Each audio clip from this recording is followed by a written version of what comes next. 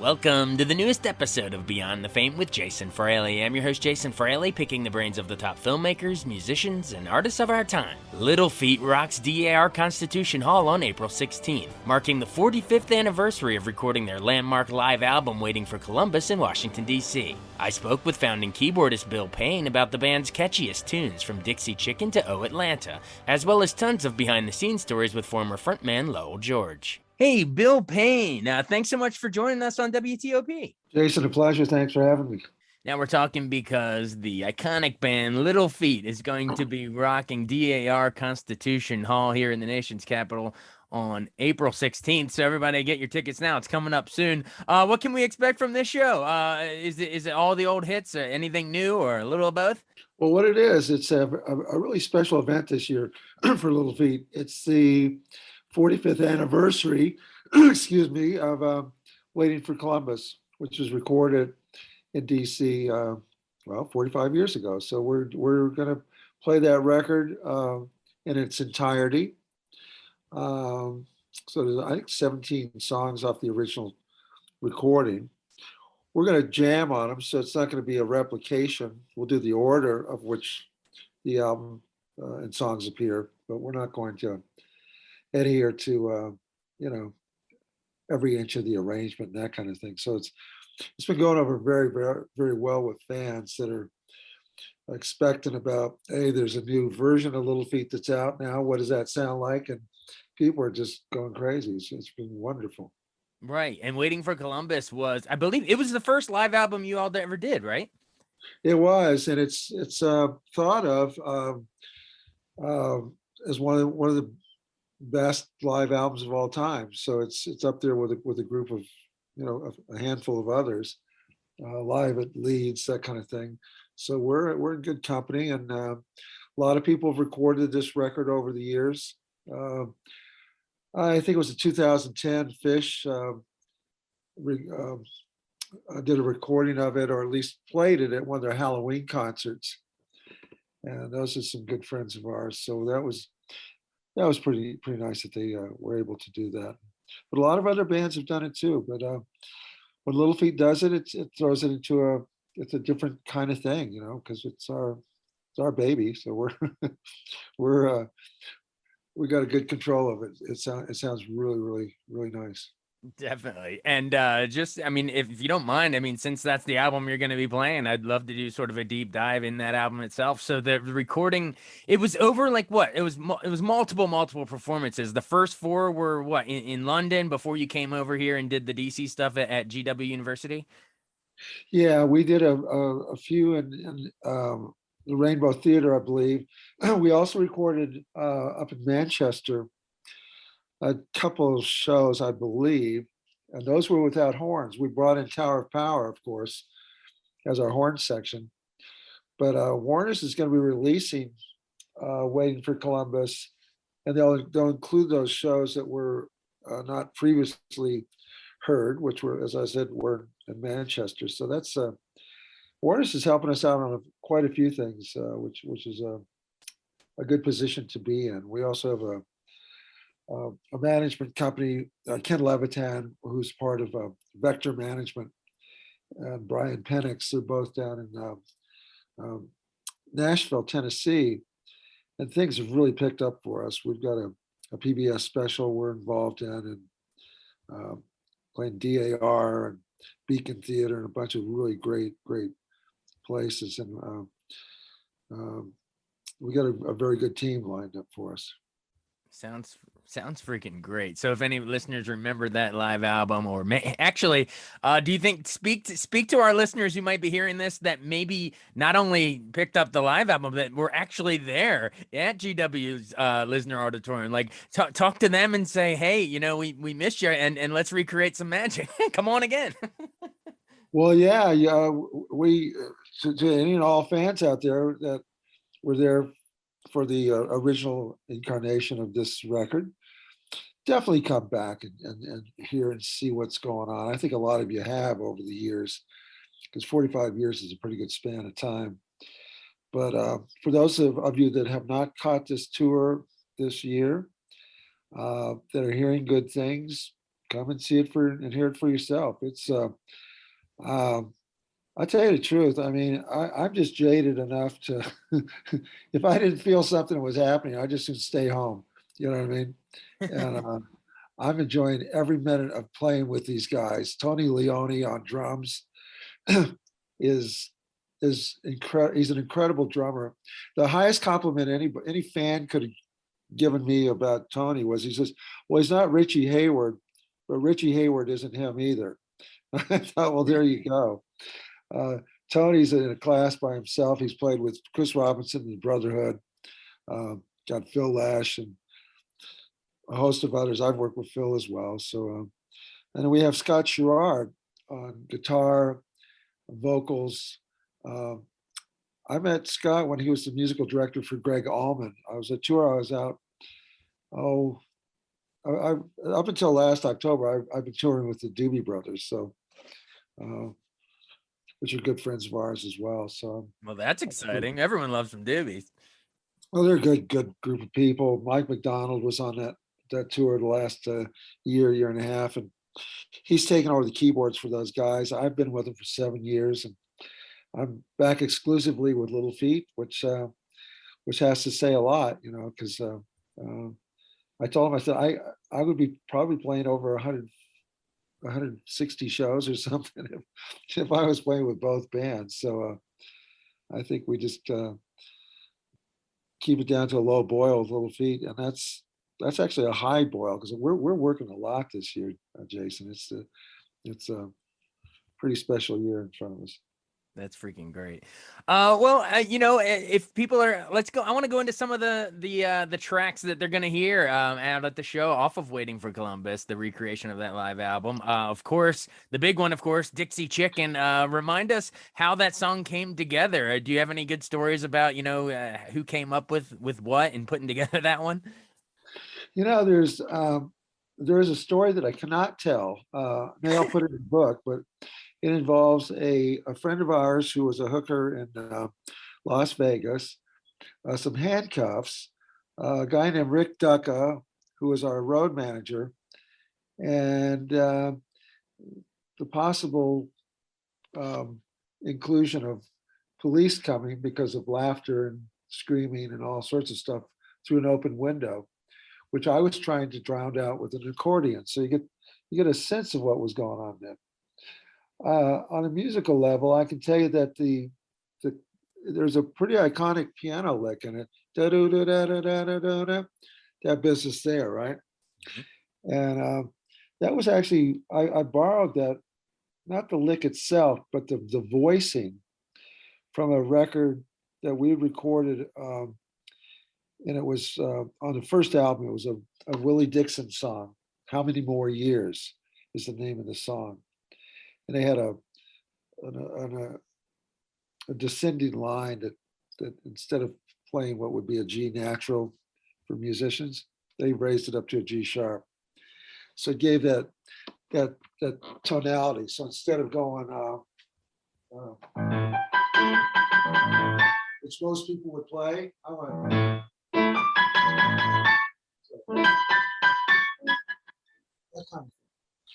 So it just, wow, I had no idea you were at an actual keyboard. This is legendary. Well, I'm at my house in Montana, and I've got an instrument here that's a 7-foot Yamaha, and I've played it on a lot of Emmylou Harris records, particularly the first couple of her, Boulder to Birmingham album, and I forget what the second album was called, but yeah, and Emmy's a big deal in the D.C. area as well.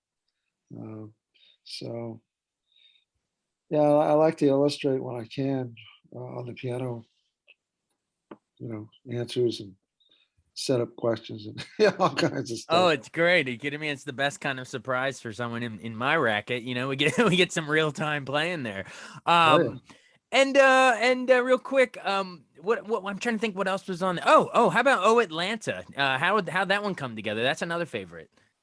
That song started off with a poem on the very first tour we did, which was in Cincinnati, Ohio, and the airport was located in Kentucky.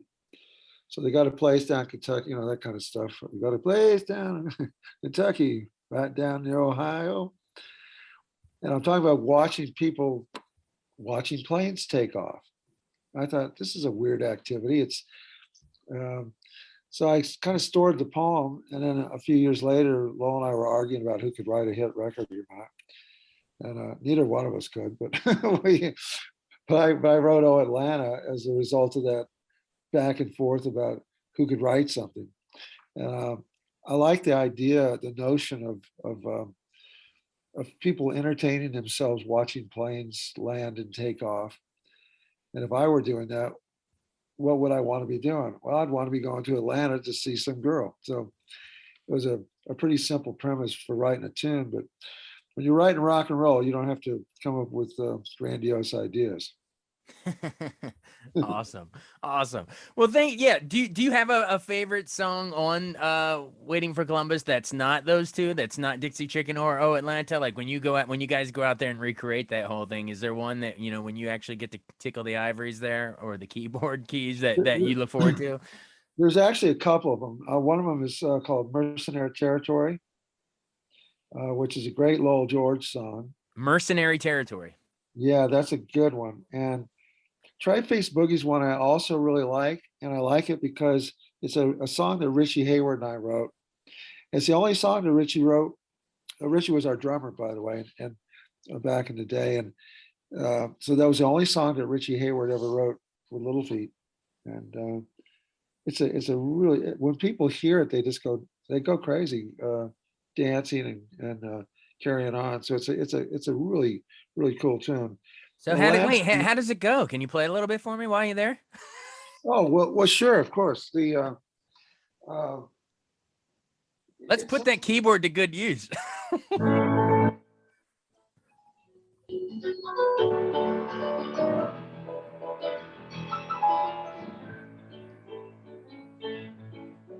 It's a boogie tune.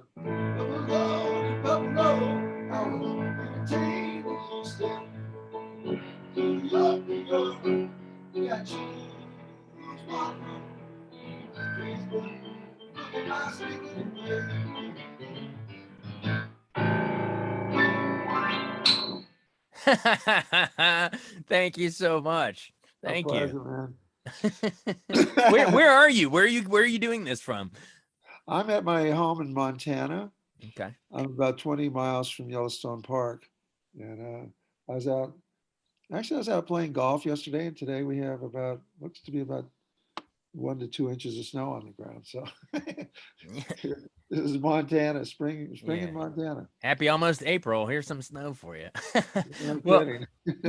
remind our listeners really quick, of where you actually grew up, because you're not from Montana. You're born in Texas, right?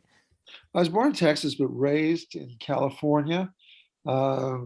Specific to California is Ventura, which is on the coast. I grew up there, but I went to high school and joined my first band, which was called the Debonaires. This was in Santa Maria, California, which is up the coast and inland a bit.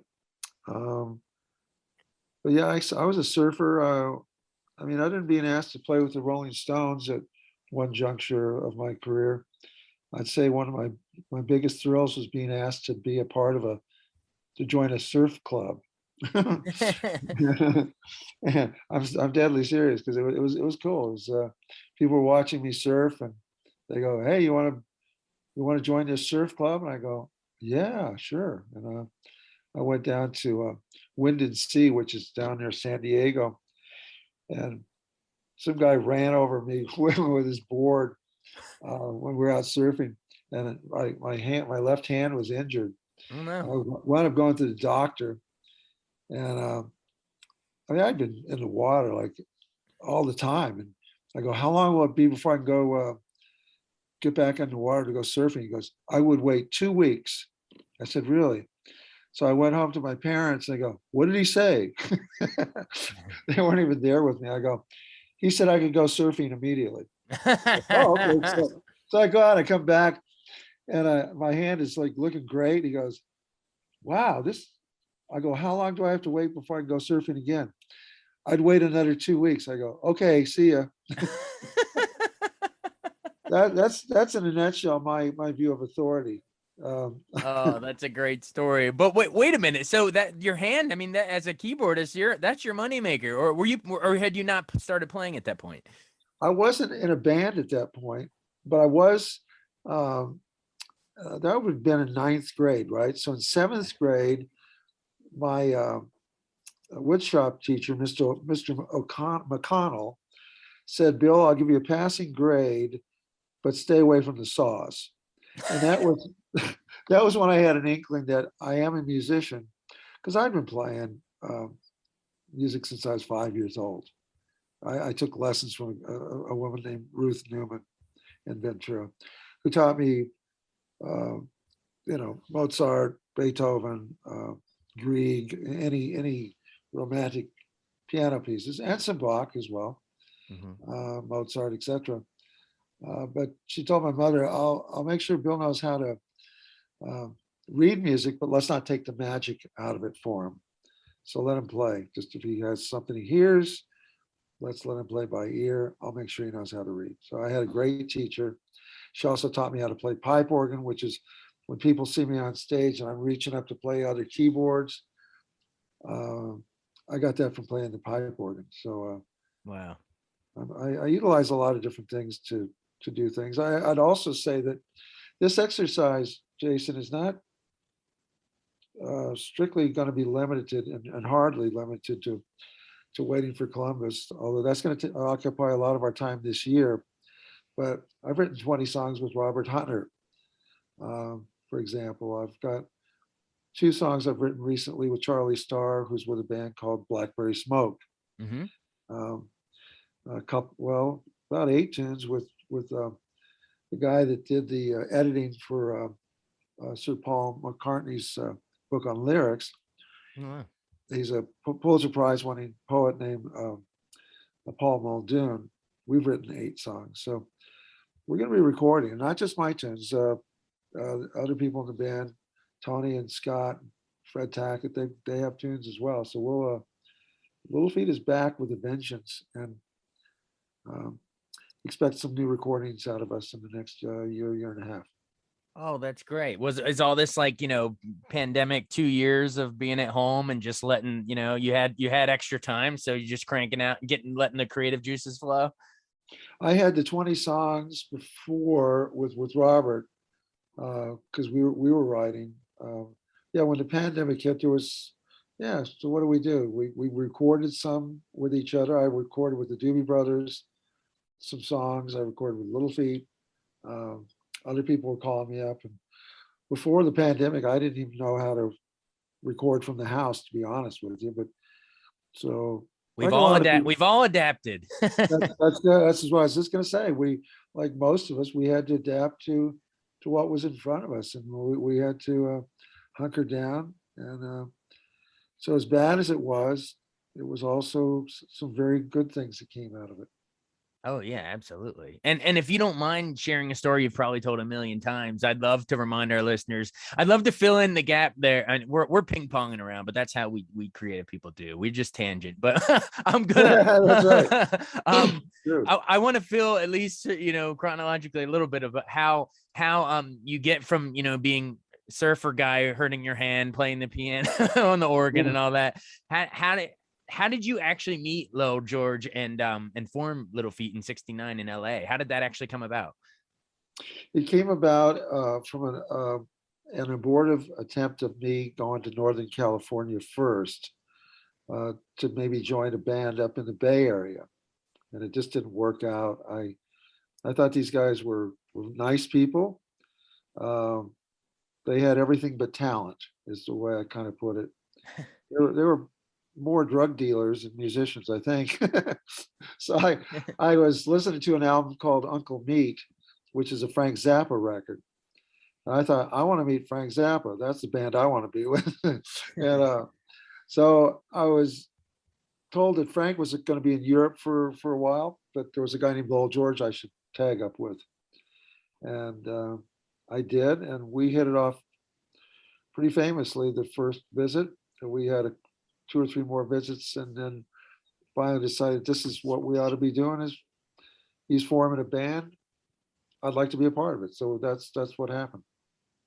That's fantastic. And then of course, so that was, I guess, what, in 69. And then when Yeah. Little Feat's in its heyday, is it true? Didn't I hear somewhere that Jimmy Page credited you guys as like one of his favorite band?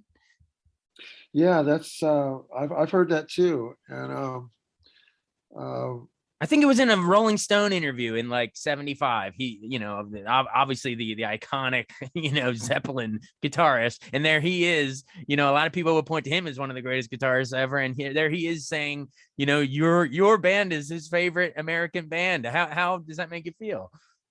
well, it's humbling, first and foremost, and it's also it's a validation, of course, but it ultimately it kind of mirrors what Lowell and I were hoping would happen, which is when we started the band, we didn't expect to be a household name, but we dearly hoped that we would resonate within the musical community and with fans with eclectic taste. And both of those happened. And so when you've got, Jimmy Page giving you accolades, when you have Elton John saying that I was one of his favorite keyboard players, and on and on and on.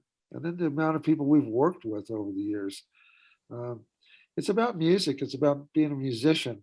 It's not about pop stars. Although I've run into people the last few years. You're a pop star. You're a rock star. I go, really? Okay. Well, if you want to think of me as a rock star, go ahead. I think of myself as a rock head, but I am a musician and a good one. And it's how I've conducted my life. The only job I've ever had, honestly, other than playing music, was as a paper boy. And it takes a lot in this world to make things happen. So everybody's got the things they do. I'm very appreciative of people of any kind of talent, whether it's being a great chef, putting a home in order, being an architect, anything. But creative people, in general, are what I would call inquisitive people. And those are the kind of people I enjoy. Stay inquisitive, keep on top of what's in front of you, but you want to branch out a bit, because those tributaries that you find yourself in, looking for things and being aware of things, take you through a lot of interesting landscapes, be it food, art, politics less and less so, I think. But the general sense of history is a good thing to be involved in and be aware of, and share where you can with people, and try and make things give a positive slant without giving away the farm. Nice. That is such great advice. I mean, that was like deceptively deep stuff you just rattled off in a short, condensed response. Seriously, that people can chew on that. Yeah, stay inquisitive. And yeah, right. You're speaking my language.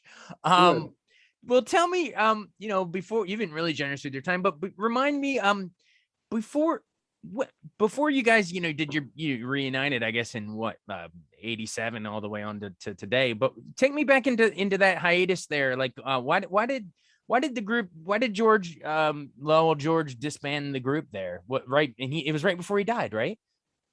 Well, Lowell did not disband the band. I quit. I'd had enough. I was just tired of the 2 steps forward, 3 steps back, what we were going through. And I talked to Lowell about it, and he was generous enough to let me conduct a conversation or two with him to tell him exactly what I thought of him. And but I also said, look, whether you want to continue Little Feat or not, that's up to you. And he did want to continue it, as a matter of fact. But I said, just give yourself a break, Lowell. I mean, go out and do your tour. If you want to produce some things, because you'd already produced a Grateful Dead album, I said, do things that you love to do. Put things into your life that are meaningful to you, and take some of the burden off your shoulders. Just um, little feet will be fine. But if you want to continue it, I'm sure there'd be people that want to do it with you. So um, I don't know if he would have asked me again. I have no idea. But we lost him, and on an iconic tour, he was in fact playing in the D.C. area. Yeah, it was at it was a what? It was sadly a heart attack in Arlington, Virginia, in the Twin Bridges Marriott Hotel, right? Yeah, and so we lost a great one, but we still have his work, and we honor that work every time we play. And the legacy that Lowell, myself, Richie Hayward, um, later Paul Barrere, Kenny Gradney, Sam Clayton, who was still with us. Well, Paul's on. We lost him. We lost Richie. So, but the legacy is what we concentrate on, and it's a legacy of music that was meant to be open ended. That if we needed to add a horn section, if we needed to bring in another guitar player, another keyboards, whatever we needed, we wanted to have things focused on the most important thing of everything, which was our music. Well, that's what it's all about. Yeah, and really, when you think about it, with any great music, there's either a very narrow window where some people want to live there. They think, no, without Lowell, it's not Little Feat. Without Richie, how can it be Little Feat? How can it be anything without Beethoven? Well, Beethoven's not with us. Okay, so do we still enjoy it? Yes. Do we like recordings of certain conductors? Leonard Bernstein doing his Beethoven's Ninth, of course. Right. It's do we still enjoy the blues? And is it Howlin' Wolf's no longer with us, but we listen to Eric Clapton, we listen to Robert Randolph, Keb Mo, other artists. I mean, music is my view of it is it's something you don't put in the closet. Give it some air, let it breathe. What you're sharing is for people that are inquisitive, like I said earlier, they're going to listen to something by Eric Clapton and go, "That's cool, but where did he get that from?" Right. And they'll go back to Sonny Boy Williamson, let's say. So that's the way the doors are open. You don't shut doors to create anything other than a comfort zone for yourself, which is acceptable. But in general, I always encourage people to look outside themselves and see where things came from. That in itself is a journey which will carry you through life pretty easily. Oh, you're again speaking my language. It's one of the issues I have with younger generation. Or I mean, what, I'm almost 38, so I guess I'm not too old, but I guess I should say people of my generation too. Is everyone thinks that everyone says, oh, this is the GOAT of this, but then they list things that were only in the last 5 years, and the world never existed before they were born, and it's so frustrating sometimes. So you gotta study the history of this stuff, man. Yeah. Well, you've been giving us a bit of a history lesson on here, and I love history. yeah, right, little rock history. Well, don't sell yourself short either. I know you a few seconds ago you just said, how can it be Little Feat without Lowell, Georgia? But that's what other people think, not what yeah, I think. right. I'll tell you something. I'll if you got a second, I can talk as long as you want. I'll wind it back to Jimmy Page for a second. All right. When I went to hear the band that he was in, gosh darn, it was also the group that Jeff Beck was in this band. Okay. And I can't think of the name of the group, but at any rate, it was an English band. I thought we were going to be listening to Jeff Beck. You're talking about the Yard? It's not the Yardbirds. Yes, Yardbirds, thank you. So Yardbirds. It was in Pismo Beach, California, and the Rose Garden was the name of the place we were going to hear them. and Jeff was not there. This guitar player gets up there and starts playing. We're actually kind of pissed off that Beck's not playing. But once we heard this guy play, we went, "Oh gosh, who's that?" It's Jimmy Page. Well, years later, after 10 years after Lowell had passed away, or 8 years, whatever it had been, I thought Little Feat might have a chance of coming back based on what my experience was with the Yardbirds. I mean, Jeff wasn't there, but Jimmy was.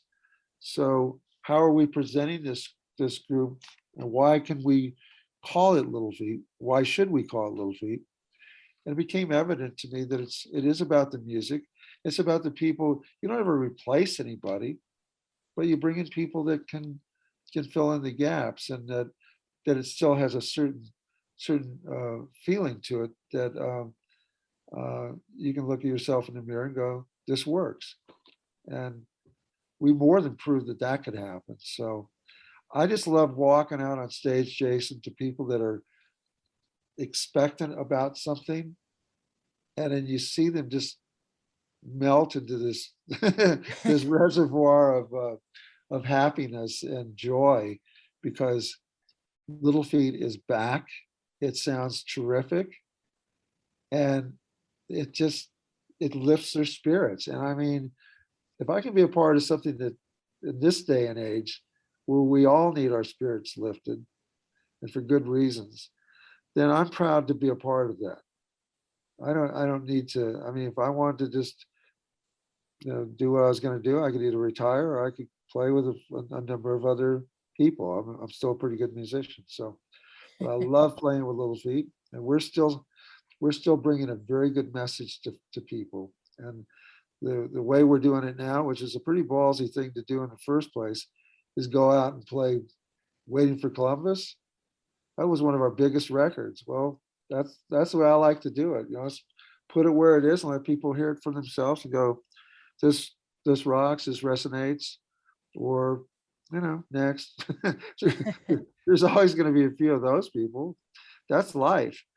But the majority of people are like, oh my God, if you were to script it for them, they're telling me what I wanted to hear anyway, which is, it's kind of like putting your own mask on first on the plane, they tell you. If I think it's going to be good, I know there's going to be a lot of people that are going to agree with me on that. And I also know that there's nothing in life you can do that will bring in everybody. And that's probably a good thing too. So I think you'll get most of them, and because they'll be, as you said, quote, melting into a reservoir of happiness. You've coined some phrases in this interview, my friend. I'm a writer as well, Jason. So that's I can tell. You just want a reservoir to surf in with a broken hand. Reservoir dogs. No. Reservoir dogs. Watch your ear. Exactly. Hey, real quick, you mentioned Jimmy Page. You circled back to that. So I want to circle back to another name. Didn't Elton John praise you specifically? Doesn't he consider you one of the greatest, American rock, blues rock pianists? He did say that, and I was flattered and grateful, and told Davy Johnstone, who plays guitar with him, I said, please tell him thank you.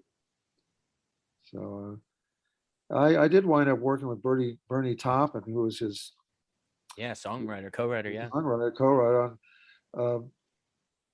In fact, this is crazy. His band was called, I think it was called Reservoir Dogs. Wait, really? I didn't know that. I think so. Bernie, look it up. Bernie Taupin.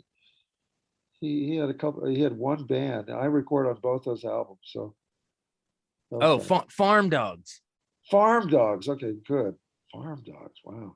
Yeah, Bernie Taupin and Tarantino. There wasn't as many crossover as we thought. But, yeah, that's how memory can bite you sometimes. But that's cool. Either way, really, really, really high praise of your keyboard playing skills to come from a legend like Elton. Well, very, very, very cool. So I guess how should we wrap up? I mean, you've mentioned throughout this call the different lineups, how could there be Little Feat after Lowell George, some will say, and you've carried it on since what, I guess since 87, it's been rocking and rolling still. Is there any way you all get into the Rock and Roll Hall of Fame? I know, and you're not allowed to say the old classic line of everybody I talk to that says, we don't care about this stuff. I want to know, do you think it's possible?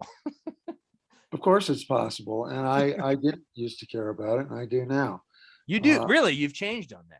I have. And I've changed because of Paul Barrere, because of Sam Clayton, because of Richie Hayward and Lowell George, myself. Look, I mean, if you're gonna have a Rock and Roll Hall of Fame, you ought to put people in it, or at least have them available to go into it, that have actually aided and abetted rock and roll. Right, exactly. It's sort of expanded into a music Hall of Fame nowadays, which is fine, but you got to keep putting in the rockers too. I think, do what you're doing. I mean, there's nothing wrong with I wouldn't denigrate anybody that's in the Rock and Roll Hall of Fame or nominated for it. Yeah, they're legends. Doobie Brothers are just brought into it. I was very proud of those guys, and I was proud of being a part of why they're in it. So, yes. But Little Feat is, when you look at what the music that Little Feat has played, it's an amalgamation of blues, rock, jazz, R&B, folk music. It's got everything in it that's about American music. Yeah. And you don't get much more American than rock and roll. And my sister, who passed away in December, she graduated high school, I want to say in 58. So she was one of those gals that had on the pink poodle dresses and the two-tone shoes, and was listening to Elvis Presley and all that stuff. She got me into rock and roll. Yeah. And I take that stuff seriously. But there was a point where I really didn't care. It was just because we don't need a slap on the back. We still don't, to be honest with you. Right. What we needed are people that show up to these concerts to walk away feeling like they actually were a part of something that made them feel good. It made them cry, maybe, that made them think a little bit about what's out there. That's something to aspire to for all of us. But I think, I think those people ought to consider Little Feat and consider some other bands as well. I mean, there's a lot of good people out there. Steve Earle's somebody I really look up to. God, I mean, there's just a ton of people that ought to be involved. I really admire too what Dolly Parton said, and they brought her in anyway, which is like, hey, we don't care what you think. We're going to tell you what we think. That's kind of what's wrong with what they're doing right now. They don't listen, and I think that's a big part of what music is about and why it's still so important. It is about listening. It's about connecting the dots with music, and you don't have to make it anything bigger than what it is. It's plenty big as it is. It's not benign. Music is a force, and it's still a force. Well, you've been a force in this interview. Seriously, I could just sit and listen to you all day. Your insights and your perspective on everything is fantastic. I'm eating it up. But I know you're busy and you're out there in Montana and it's snowing, and I can't keep you here all day. That'd be selfish of me. So I'm gonna get out there in the snow and cook up some hamburgers and enjoy the air out here, and we're heading back out pretty soon. We'll see you guys in a couple weeks. Yes, again, it is April 16th at DAR Constitution Hall here in D.C., playing the very city where, Waiting for Columbus was recorded live there, as well as you mentioned, a bunch of other stuff you've been writing, not just that album. But everyone come get your tickets now to see Little Feat. We'll let you run. Enjoy those burgers in the snow, and maybe the grill will melt the snow into a reservoir of happiness for you. One can only hope. Bill Payne of Little Feat. Thanks so much. This was a blast. Same here, man. I enjoyed the conversation. Thanks so much for joining us on Beyond the Fame with Jason Fraley. Remember to hit the subscribe button and give us a 5-star rating if you like what you hear. We'll see you next time.